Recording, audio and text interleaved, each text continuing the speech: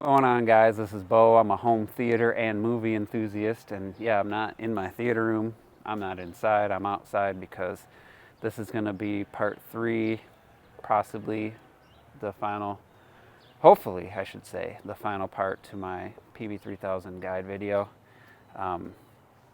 So I'm looking at the subwoofer. I just did some sanding and routering basically right after the last video ended. The next day I brought it outside, and yeah, I'll show you what I've been up to. So after about an hour with the router and the sander, I basically just did the flush edging. Not that this edge matters because it's going to have an 1.25 inch radius, so this is going to be gone, but did the flush edging all the way around here, and then took some 120 grit sandpaper in my rotary, or what is it, orbital sander, and just, hit it so that it was a nice flush. I still got one little spot there I'm going to hit again, but basically this back is finished. Now try to get a look at it. Like, there is almost no gap at all anywhere, thanks to me being smarter this time and buying a brand new blade specifically to cut MDF, and then I squared up the blade in my table saw so it was at 90 degrees, so made for the cuts to be way more square, which ended up with a way better fit. So that was another huge improvement. Obviously I have the some cardboard on the front, or on the back and the front, just to keep dust out of the inside, but and I still got to glue on the front. Once I glue on the front, I will show you the router, how to edge that with that bit. But yeah, this thing it's feeling really smooth. I'm loving the lack of gaps, and yeah, it's just definitely an improvement over the first build. I had significant spacing at spots. I did, with the router, I did catch a little, it slipped off a little bit. Let's see, there's a little bit of a dip right there, which sucks, but I can use some filler once I get the front piece glued on. So yeah, I was going to show that, but then I've been redundant to show it for the front piece. So yeah, just do a little bit more sanding and clean it off, wipe it down, and bring it back inside and glue the front on. So I'll show you a little bit of the sanding, and then we'll get it downstairs. And before I fire up the sander, I just wanted to point out why I decided to film this outside. And yeah, it's just because a lot of dust is going to go everywhere when you work with MDF, so definitely don't do it inside your house. Garage at worst, but you're still going to have dust everywhere. So with that, let's get to some sanding.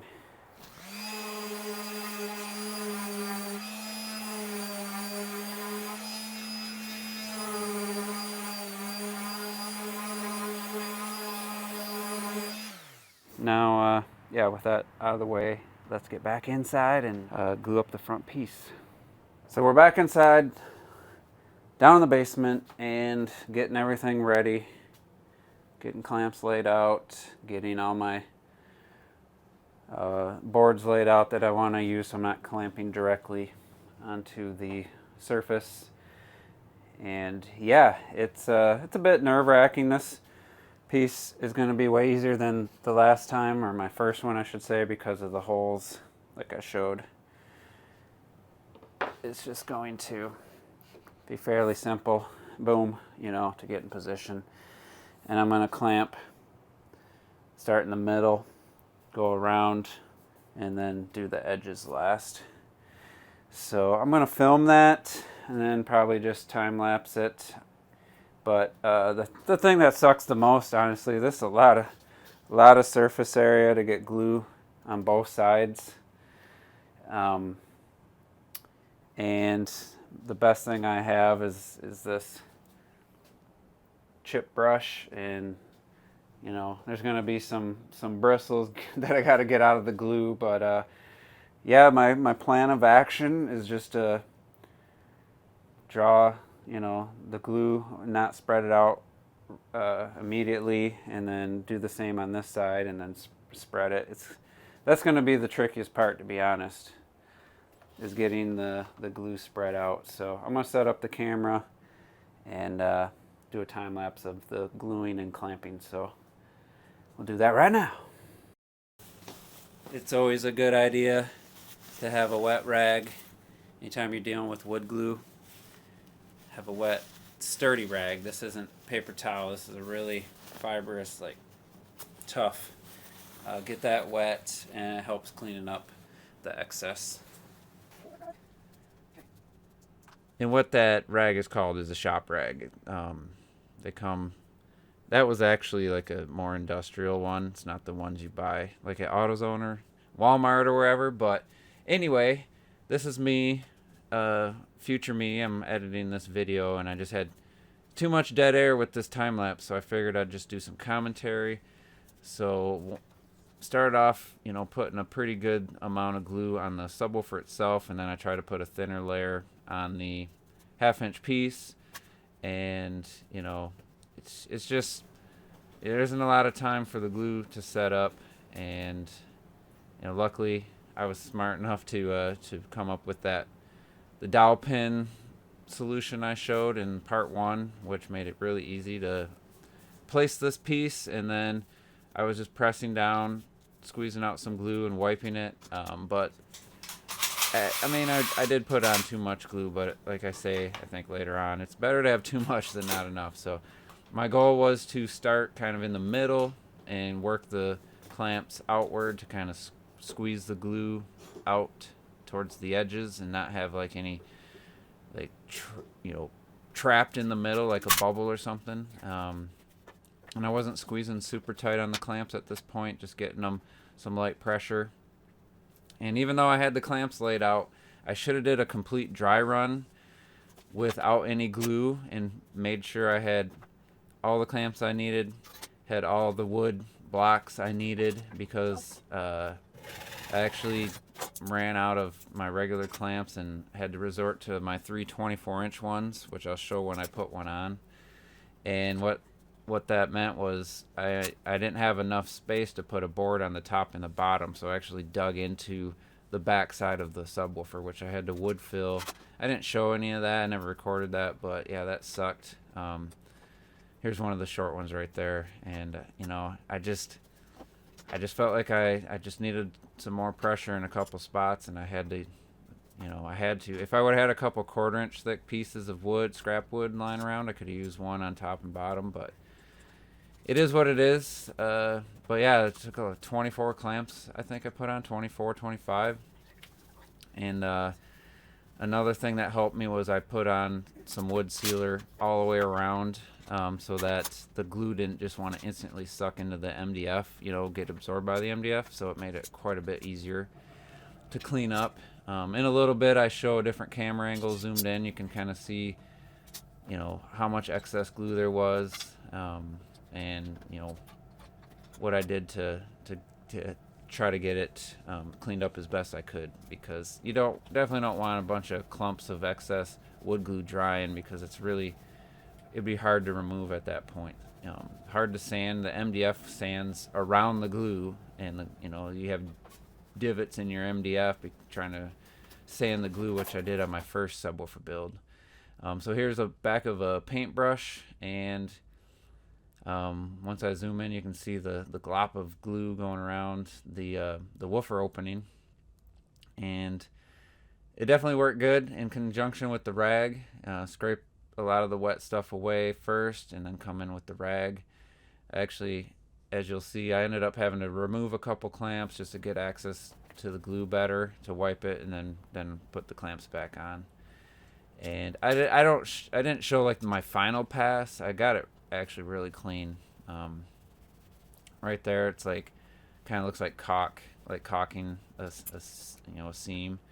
But I got it relatively clean. When it dries, it just kind of hides that, kind of blends in, so it makes it look like just one piece of wood. It doesn't look like two pieces of wood glued together. So But yeah, there you can see like the sealed part of the wood that's shiny. That made it a lot easier to wipe the glue off of.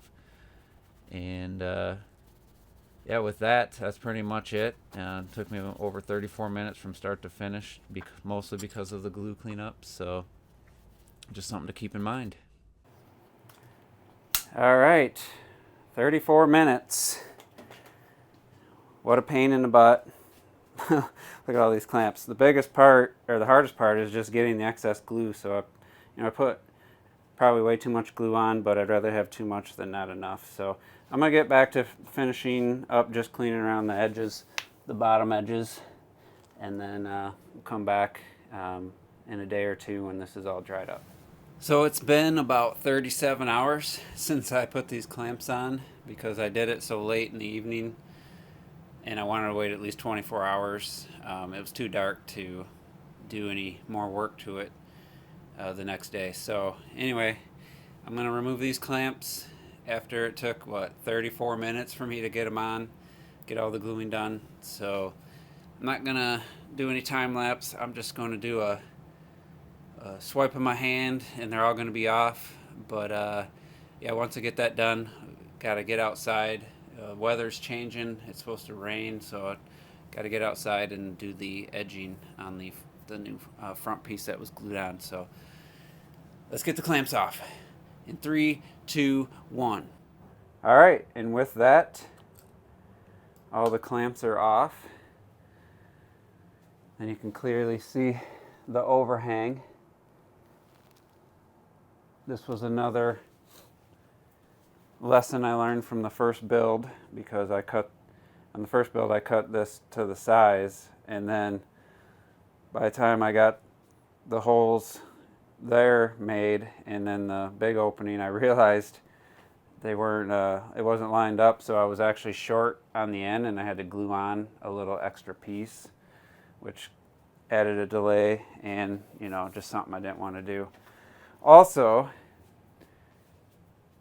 when you're cutting your pieces initially, keep all your chunks of MDF, because I use this to clamp so that I'm not, putting pressure in one little spot on a finished piece. Now, MDF's pretty tough when it comes to resistant to dents and stuff, but I think it's always good to have a piece, then your clamp pressure, it spreads out the pressure, and then you reduce the risk of putting any kind of indentation on your finished piece. So yeah, keep your scrap, and all different shapes and sizes. Also, I bought a couple more clamps. I bought two 12-inch and two 6-inch. I use every single one. You got to have a lot of clamps. So I think I had 24 total to do this piece. I had 20 before I bought those other 4 to do the top piece and all the others.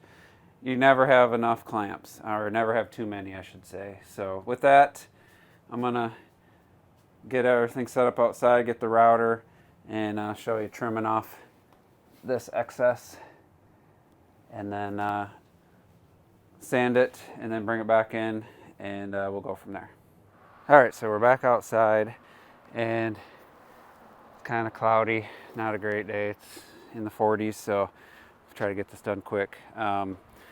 But because of my design of having these horn style port openings, I needed to keep this 1/4-inch MDF so that when I do the edge routering, my router has something flat to sit on. So also I blocked the subwoofer hole so I didn't get a bunch of dust in there. So I'm going to set the camera up in a way that you can see what I'm doing, and we'll get to it.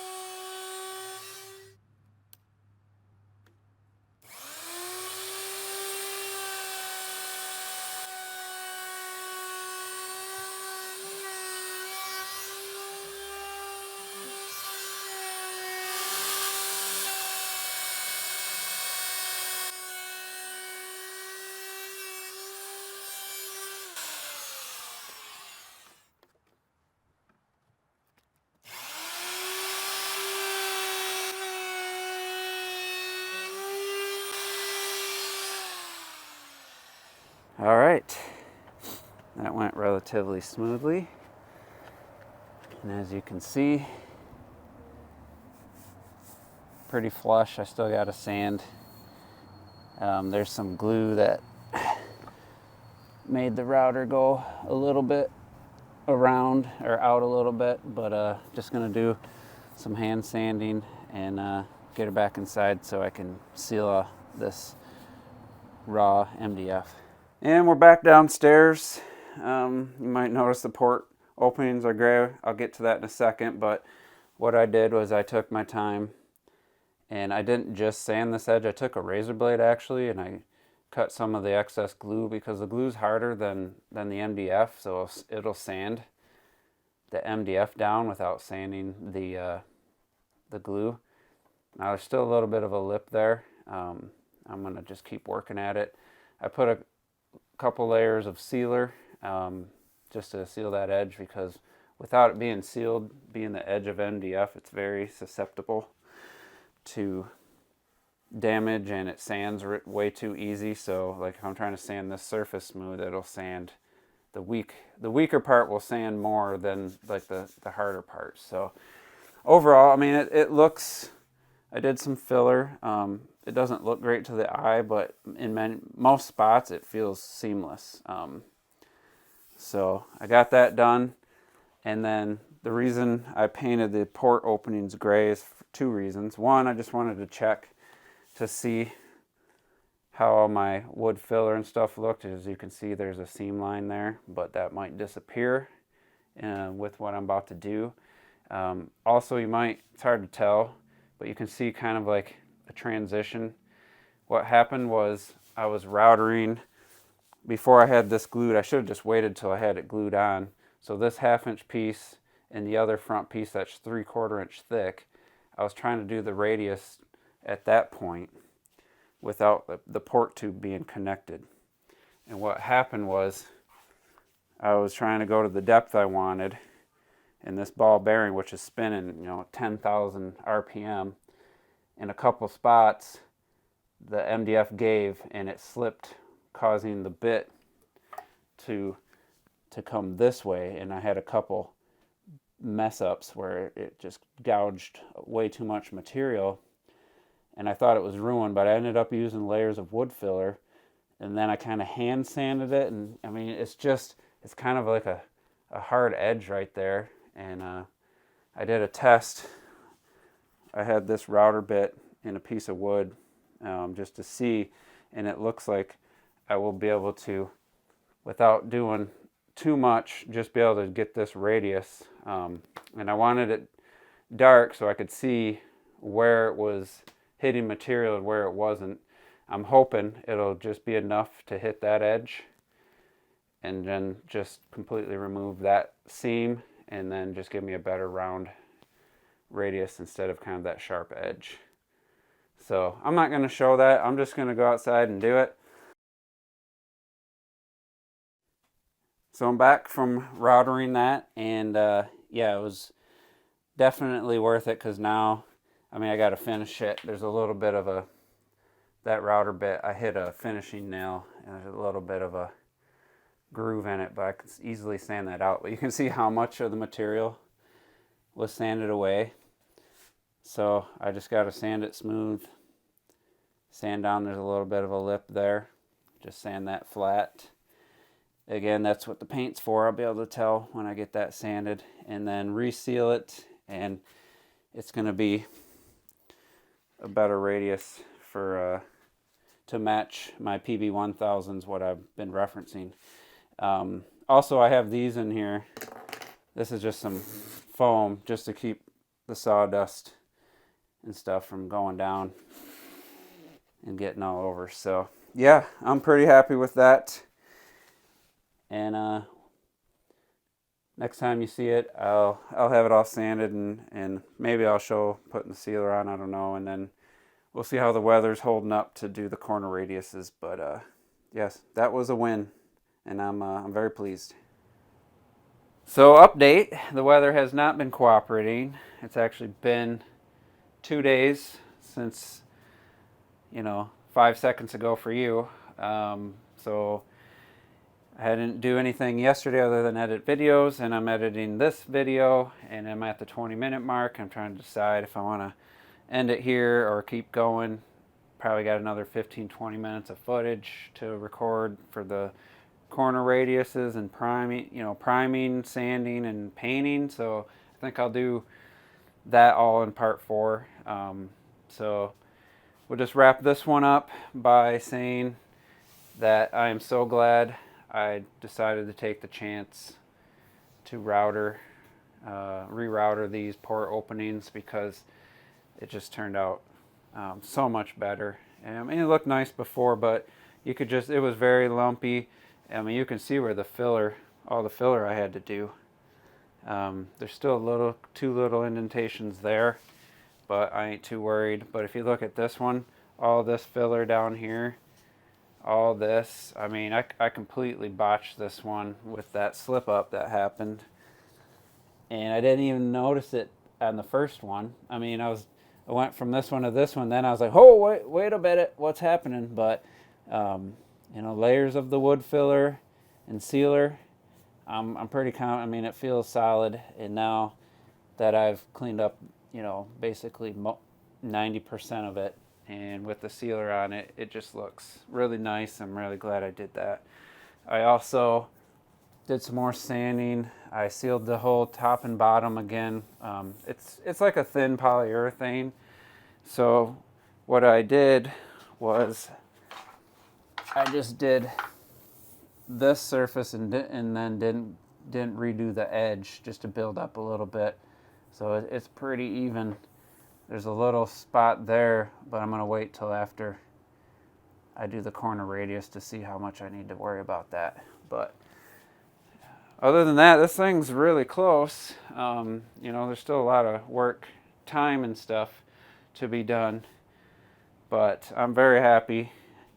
This build has definitely been way better than my first one. Obviously, I took the lessons I learned and applied them to this.